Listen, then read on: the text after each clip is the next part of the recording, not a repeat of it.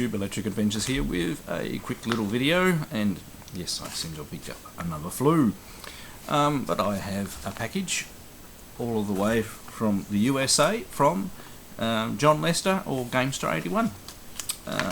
Now John is part of Collectorvision, who publish my games, and obviously part of the project to create the Nintendo cartridge for the Game On Expo over there. And I was always going to get a physical copy, and he's basically sent me two by the looks of it.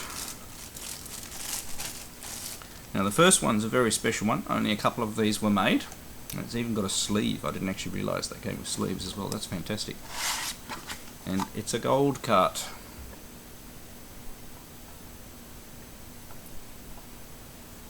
So very, very cool.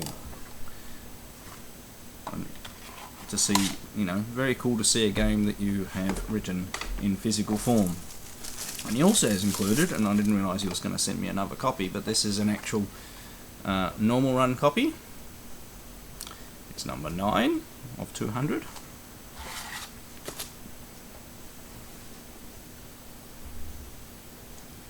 I think that came out very well. So these shells are brand new shells, so they're not harvesting carts or anything like that. Brand new shells, brand new boards, and I will be bringing out another title soon for the NES, now that we know how to put the NES software together and everything like that.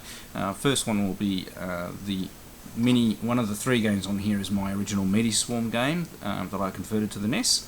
Will be that game with more features. Now I haven't really shown completed gameplay of this game, so what we'll do is we'll plug it into my NES and we'll have a quick playthrough and see what it's like. Right, so here we go with the cartridge in my Famicom 2.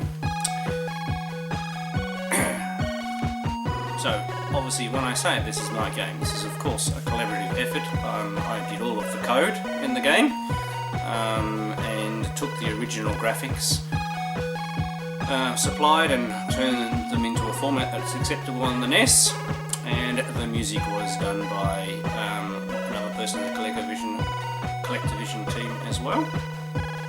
Okay, so basically the whole idea of the game was modelled on the original Nintendo World Championships, where you had 6 minutes and 21 seconds to try and play 3 different games and get as high a score as possible. And just like the original game, your points in each of the games are done by a multiplier depending on which game it is, so you do have to sort of think about where you spend your time. So without further ado, let's get started. Now, well, obviously I have played this game a few times because I wrote it. Now this is obviously the first game, which is Sydney Hunter and Curse of the Mayans, which is actually going to be a full game and have a lot more to it than the logic you can see in here. So we actually get points every time we collect. Whoops, I was looking the wrong way. Every time we collect a diamond. And there are some diamonds in some tricky spots. The actual full game, you have puzzles to solve, and you have an inventory, and you find other things to help you in your quest. Whereas this is just like a straight run through and find the gems. You do have, flaming walls that can kill you.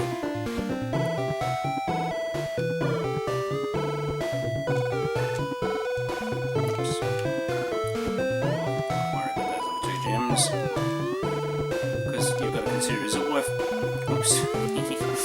it worthwhile going back to getting those gems and having the time cost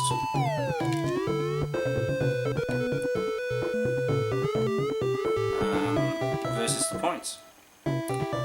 Now if you do manage to finish the game, finish this section of the game, and you have all the gems, you will actually get quite a large bonus.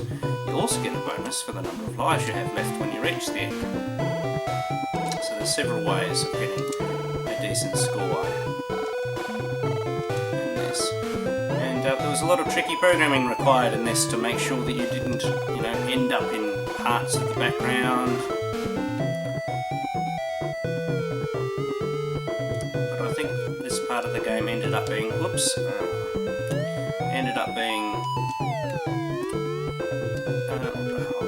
too soon. Ended up being quite a nice little mini game in its own right. I just made that. If you come up to the end, I'm not going to get a huge bonus. So 500 points for each life I had left. Now we actually have the part of the game that was technically the hardest to program, because the NES, it being an 8-bit system to start with, is actually quite limited in the amount of the screen that you can change at any one time. Luckily, it does have 2 name tables, and the name tables say where all of the tiles, not the pixels, the tiles that are on the screen, are on the screen. And you can have 2 sets of those tiles.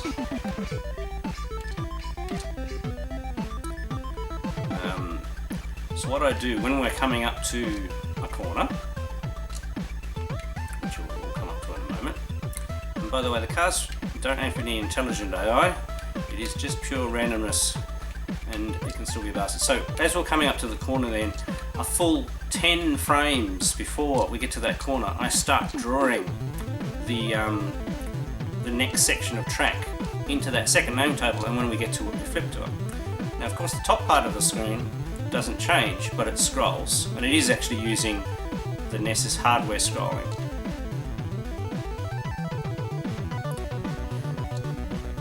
So I use there's a special feature where the 0 sprite, you can put it in a position on the screen and you'll be able to tell when it has gone past that point. That's also why I made that little white stripe in the middle too, because there's a lot going on in this game and the hit isn't always perfect. So by having the white stripe you can't see it. Now simply the forward momentum is by swapping colours. So nothing else is changing, so we're actually only changing a couple of bytes to do the sensation of movement. Now also, the other thing, the NES has lots of sprites, it has 64 of them, but they're only 8 by 8 pixels. So my car is made up of a rather lot of sprites. So I wrote a special routine that writes the sprites in one direction, one frame, and in the other direction, the next frame. Thus, even though there's a bit of flickering, which you'll see more in the capture than you do on the real thing. Whoops,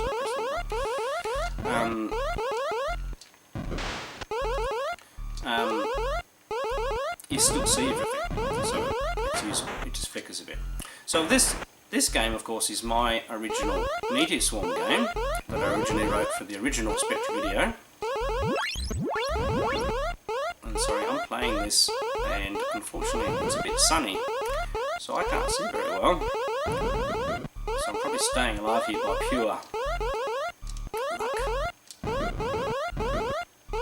I generally do tend to stay in the centre of the screen myself.